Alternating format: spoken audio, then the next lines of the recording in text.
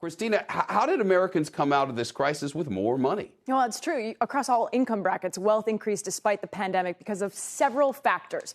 First, many were able to save more and pay off debt. So with nowhere to go, think of the savings on restaurants, babysitters, and travel. They also took advantage of the low interest rates to refinance loans, like a mortgage, for example. And then you add monetary stimulus from the Federal Reserve, government aid, and a strong rally in financial markets, and up goes the bank account.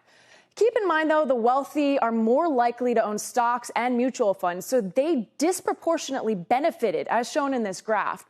The left side of your screen shows lower-income Americans who saw their wealth increase collectively by $50 billion. So wealth includes all your cash, investments, cars, homes, etc. And so $50 billion sounds like a lot of money, but doesn't really compare when you look at the top 20% of income earners who made an extra almost $10 trillion during the pandemic. And that's why lower income families may need additional support in the near term.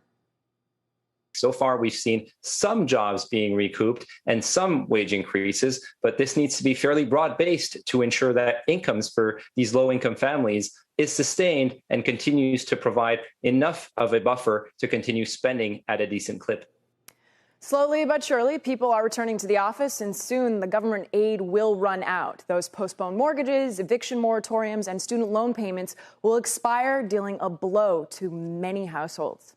Hey, Christina, wealth increased across all U.S. households, as you mentioned, but what about the ultra-rich, the 1%?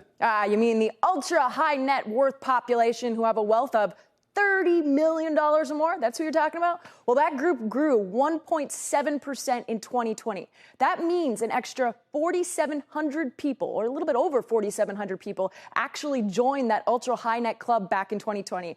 And the vast majority of the ultra-rich live in the United States, especially in New York, followed by China and then Japan.